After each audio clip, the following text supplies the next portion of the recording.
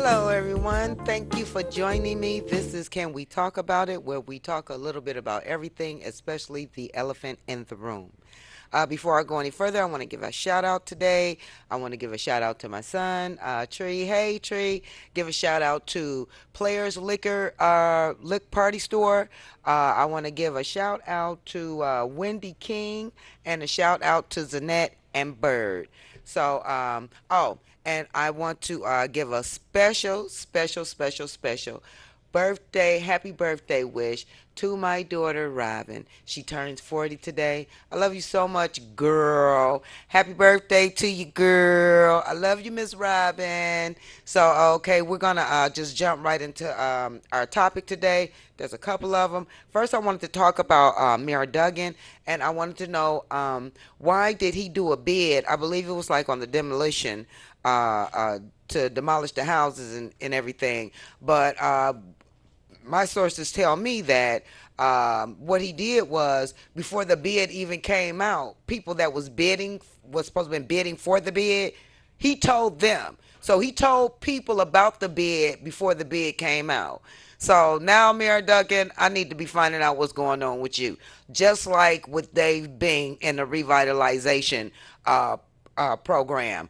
And I'm just getting so tired of I'm really getting ready to start getting tired of you, Mayor Duggan. But Bing was to me was the worst. So I'm gonna say it like this. You guys talking about let's revitalize Detroit, but that's not what you're doing. We have Brightmoor, Palmer Woods, Narden Park, Boston Edison areas. These are all little communities inside of a bigger community. So when you say that you're going to revitalize Detroit, you're not revitalizing Detroit. You're revitalizing these small communities that someone decided to make up because I guess they felt like Detroit wasn't good enough. But what you need to do is come into these inner cities and beautify these inner cities. It's nice, that we got these neighborhood gardens, but I bet you won't see them in the Boston Edison area. Because why? Because there's place for those things to be. I'm not now. Don't get me wrong. It's a good thing for our inner city to have those gardens, seeing how the man is giving us all of this whack food that these grocery stores here are giving us. Because as quiet as kept, the food that comes into the inner cities, this food is grown, being made by uh, what's the name of these places? Um, when I get it together, I'll let you know. Anyway, these places, this food is not like it's basically contaminated food. That's basically what I'm trying to say. So they send this food to the inner city. The milk that you get, all of this stuff is made somewhere where there's radioactive things going on. So that's the food that they send to the inner city. The food that's further out, farming and clean air and all that, the suburban neighbors get that food. The food is marked. It lets you know where it goes, and it's said that we have to go through this. And Mayor Duggan, I just want to know what are you going to do about the inner cities? Everybody don't go downtown Detroit. And I've said this before. There's a lot of people that's never been downtown Detroit. Now you done messed up the streets down there. You get ready to put this railway down here, so I guess our Caucasian friends can be comfortable. But what about the people that's still in the neighborhoods? All of this fighting and stuff going on, and then people want to sit up and tell us, or the Europeans want to tell us they're killing themselves. They don't have any type of self control. I guess if you put me in a box with a liquor store and a gun store and no and an economic structure that makes me feel like I'm never going to amount to nothing, I guess we would do that to each other. So your people don't live like that. Most Europeans don't live like that. And the ones that do live like that live in our neighborhoods, and these are the people that's closest to us. Now I don't have no problem. I love I love all colors. My family is actually the Rainbow Coalition. We accept everything like Visa, accept it everywhere, and that's how my family is. But Europeans, can you quit saying, stop saying black lives matter because white lives matter too. We know that. We know that when you forcefully introduced yourselves to us, brung us here, told us we couldn't eat where you was eating, we couldn't sleep where you was sleeping. You told us that, you showed us that when you was hanging us and burning us and hitching us to cars and trucks and driving. You've been telling us this for years. So why are you so upset because we're saying it now? Y'all been saying this stuff for years. Lives matter. You haven't said it like that. Your actions been showing us this, and your actions have been very strong over the last years. And a lot of people want to think this been going on like 100 years ago. This been like 40, 50 years ago. People do not be deceived, and it's still going on right now today. Look, I'm just this really upsets me about this Black Lives Matter. Yes, our lives matter. And if don't nobody want to speak up for us, then it's time for us to start speaking up for ourselves. So don't get down on us people when we're trying to be somebody in this world. I mean, Europeans then stripped us of our culture. We don't even know some of us don't even know where we came from. Don't know nothing about our culture. And I'm going to tell you how sad this is. Yesterday, I was in the gas station getting some gas. And there was a young lady walking down the street. And I love my sisters, and I want them to dress with dignity. Now, I like bodycon dresses, fitted dresses. They're long, but you know when you wear bodycon dresses, they tend to rise, so you have to kind of pull them down. This sister had on a dress that was clearly too small for her.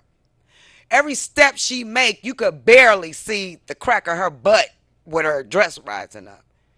So I told her, I said, sister, I say, if you got to keep pulling that dress down every step you take, then the dress is too little for you.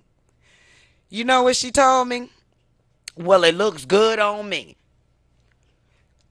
Sister, if you're listening, it didn't look good on you. You had a bunch of perverts howling at you. You think that's the way to go, and that's not the way to go. And us as sisters, we really need to get back to dressing more appropriate. There's a lot of people that will sit up and talk about the black woman like she ain't crap. Mainly, excuse me, white sisters, I love you, but you are the main ones who talk about black women like they done lost their mind. How can we ever say that racism is gone? I see this every day, not only in my neighborhood, in the upper echelon too. I see them when they do it to me. But do you think I care? I belong on this earth just as much as any other person of color or non-color. We got this mess going on. White cops getting shot. Okay, and I feel for their families. But come on now. Come on. Black men been getting shot since we've been in this country. Nowadays, black men are public enemy number one. You trying to kill our brothers left and right and trying to keep us from procreating. But you don't want on the news, especially Fox 2. You don't want us to know what goes on in our own community sometimes. And it's sad because you'll sit up and say, a young boy got shot today. And on today's scene, 6 cops, white officers got shot, and we're doing this and we're doing that.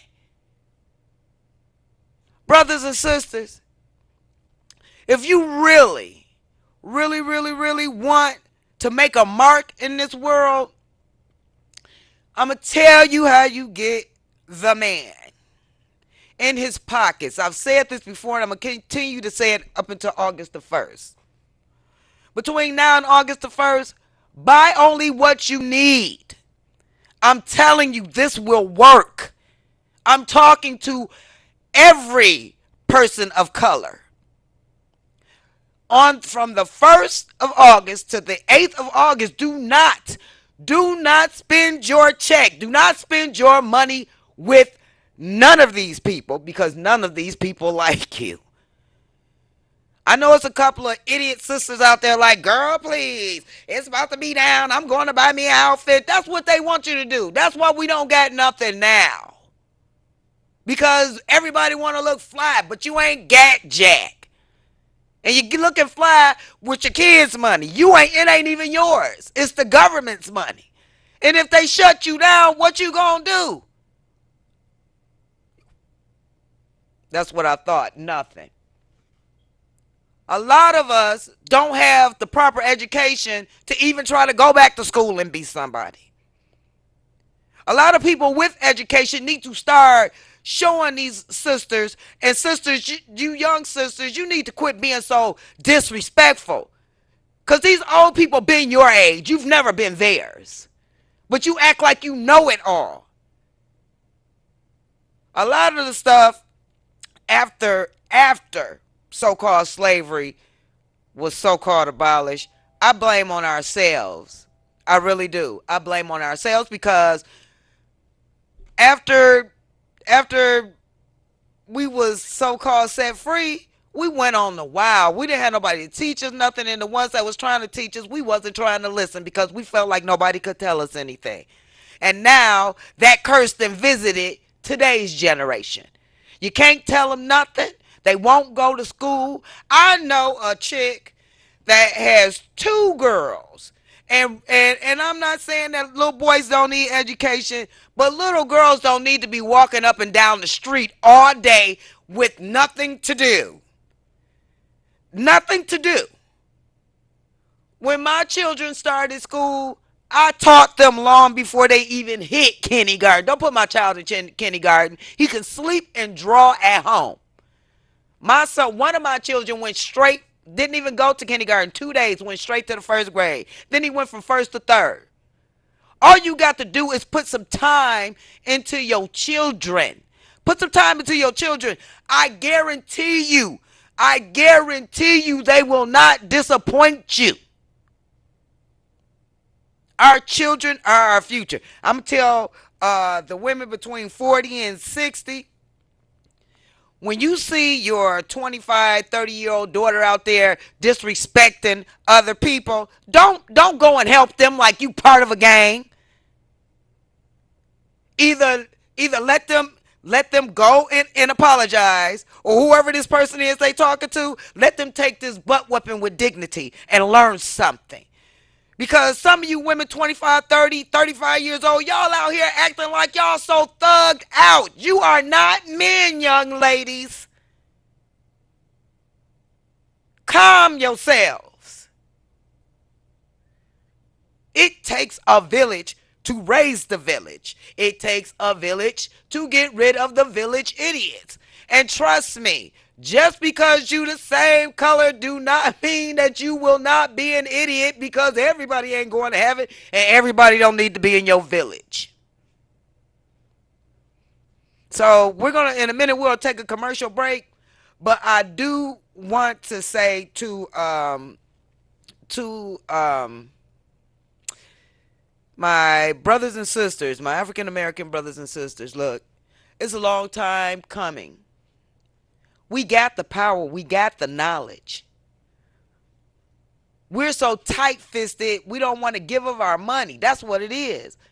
If we pull together our forces, because I'm about to speak about some schools when we come back, but when we pull together our forces, we can do anything. There's nothing that we can't do. These schools, these abandoned schools that's around you guys, y'all paying for that. Y'all paying for that. And in the midst of y'all paying for that, the city wrote something in the newspaper that says that the government is not responsible for giving you adequate public school care. So think about that. So when we come back, we're going to get some more on Duggan, and then I want to talk a little bit about the chief of police. So we'll be back in a minute.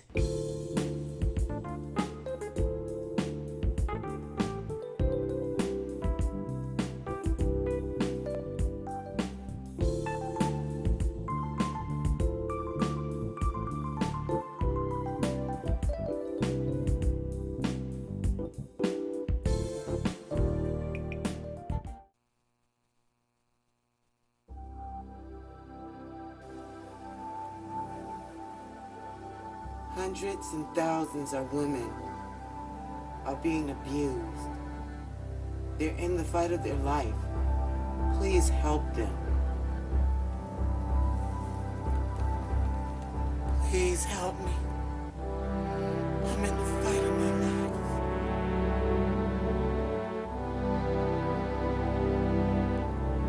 Family was so wonderful. I don't get to see him anymore.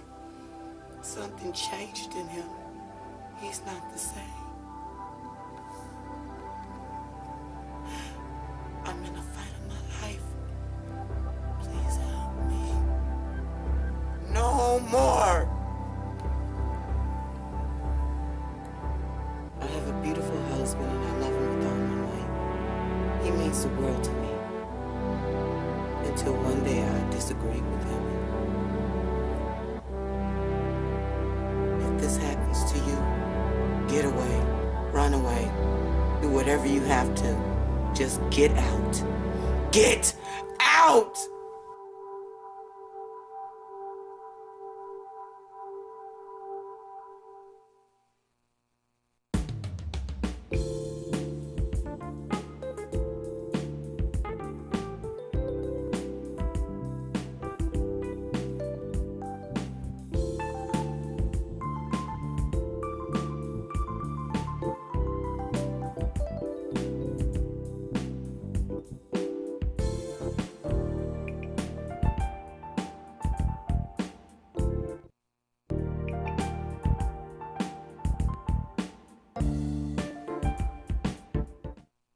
Okay, and we're back. Thank you again for joining me. If you want to call in and give a comment or a statement on some of the things that I've said, you're more than welcome to. The number is area code 313-868-0351 and 313-868-4336. So, did you guys know that Beethoven was black? Yeah, Beethoven was black. Where do you think rap came from? Classical music. See, the European people, they didn't took our culture, threw it in this his so-called European history book, and they want you guys to believe that everybody that ever done anything that means anything that matters is white. And white people, that's why we're saying Black Lives Matter, because we've introduced so many things to you guys to the point to where you guys were so barbaric, and I have to say this, I really do have to say this before I go any further. Now, I'm talking to my white brothers and sisters who had forefathers that owned slaves, and right now today is living off the money and the backs of the hard-earned slaves that their forefathers had. Now, you know that by you sitting up there, spending this money, living the so-called life, you just as bad as your forefathers and mothers for the things that they did to my forefathers and mothers. And I liken you guys to the young ruler in the Bible when Jesus said, "You want to be down with me?" And he was like, "Yeah, I want to be down with you. What I gotta do, Lord?" Give up all that money and give it to the poor, because it really didn't belong to him in the first place. The young ruler got so sad and walked away because he couldn't see himself, even though he got it, you know, by whatever means he got it. It couldn't have been good if the Lord told him to give it all up. And the way that most of these European people got their money, these were off the backs of slaves. And I'm getting so tired of every time I look on the TV, you're portraying people like the Lone Ranger as a white man, and he wasn't a white man. He was a slave that continually beat his master because he did not want to be a slave, and he ended up leaving his master. He became an outlaw. Then he started working with the United States government as a bounty hunter and took some of the most notorious people out of off of the land where they were. So, y'all need to stop that. And young folks, you don't want to read a book? Get on the internet. All you got to do is type in a couple of words about past history. It'll bring up anything you want to know. Start learning more about your history, because those who do not know their history are doomed to repeat it. Please believe it. So, there this Black Lives Matter. Of course, our lives matter. Of course, white people's lives matter. But we're not talking about y'all lives. We're talking about our lives. We're talking about the things that we're going through right now today. Where somebody like you will be like, "What's the matter with America?" What's the matter with America is white folks are phony. Okay, there I said it. I don't care if you do portray yourself to be a good white person. You just your goodness just covers up the badness for some other white folks. I'm not saying that I hate anybody. I love everybody. But what I'm saying is some of the people, this statement I'm about to say, some of these people know exactly who I'm talking to because this just happened to me. If you are a white person and you don't want to talk to me, don't. Because if I have any type of inkling that you're going to say something to try to make me look bad, I'm going to call it like I see it. Everybody talk about you too wound up, and y'all keep talking about this Black Lives Matter, and y'all trying to make something happen. No, this was in the making. This was a keg of dynamite that's in the making. Yeah, I will say there are some African Americans that's you know they're very upset. Some African Americans have displaced anger. Some African Americans have displaced anger. They don't even know what the fight is all about. And that's sad within itself. So, I'm not just trying to get on my European friends. My African American brothers and sisters have a long way. We all have a long way to go. I have a long way to go. Now, I'm going to tell you some things that I told you about myself when I very first started doing this show. I'm an ex-drug addict. I used to live in garbage cans. But because I had the faith that Christ allowed me to have and wanted me to have, I sit before you today a clean and sober person. So I thank the Lord that things can happen, dreams can come true. But when it comes to, now this is something that I've learned too. Now I'm a model, I'm an actress. I've done a little bit of this, I've done a little bit of that. And what I will say is, you becoming a superstar is equivalent to you hitting the lottery, the Powerball for $1 million. There's only a certain amount of people that's going to be in that genre, if you want to put it like that. A lot of people may always be YouTube stars. It might just be people that's just superstars in the hood or whatever. But let me tell you something, and listen, hear me good. You get up there with the big dogs like Denzel and whatever other people, because I'm not really into stars like that. I'm not into stuff like that, but you get up there with them people, let me tell you something. The Illuminati is gonna come knocking at your door. I believe I am gonna be talking to you about the Illuminati. And you can't do anything or become anybody without these people in your life. And when they call you, you better be ready because it's all satanic. They even make you sign your name in blood. A lot of people won't tell you that because it's an oath. It's a secret society. So they're not going to tell you that. So I'm going to speak on some more on that. But I just want to let my young brothers and sisters know, please. I hear brothers are, I wish the white man would. This, that. Ain't nobody gonna hang me. They'll hang you in them Jordans just like they hung your forefathers in those coats, jackets, and dress shoes. They just got finished hanging a young brother in Atlanta, maybe about a month or so ago. You guys out here popping your gums and thinking you all that. You gonna find out real. I'm talking to my young black brothers. You keep on talking crazy to folks. You keep on being disrespectful to your own people. People died for you and me. People died so people died so that we could have, so that I can come up here and say, "Hey brothers and sisters, we need to get our lives together." I was homeless. I was in such a bad relationship, a few of them. I've been stomped out in my head, in my chest. I've had open heart valve surgery. My body is racked with pain almost every day. But that's no reason for me to disrespect someone. That's no reason for me to get mad and start taking from other people. There's no reason for none of that.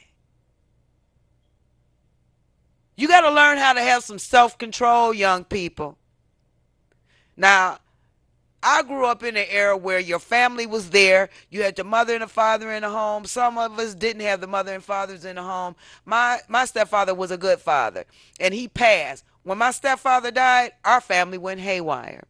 Everybody went their own way. Everybody got addicted to something. But if you really want to make a difference in your life and other people's life, you got to have a strong will. Now hey, I'm gonna say it like this. There's some people that got a strong will. There's some people that don't have a strong will. The ones that don't have a strong will, those are the ones that's not gonna make it. The ones that's deceived. If you don't wake up, you are the ones that's not gonna make it. We need to start telling each other, look, brother, look, sister, that ain't cool. One of your boys, hey, we getting ready to ride. No, brother, we live here. We can't be doing that. This our home. Ain't nobody gonna take care of your home better than you are. Each neighborhood, I consider, is a house. And you have to keep your house in order. So once you get your house in order, then you go out and start telling everybody else, this is the way you're supposed to live. Until we can get our own home in order, we ain't got no business telling nobody nothing. Nothing. And on that note, once again, I'm going to say happy birthday to my baby girl, Robin. I love you guys so much. WHPR, thank you so much for having me and making me a part of your crew. I love you guys so much. You mean the world to me. Without you, there is no me. Until next week, stay strong.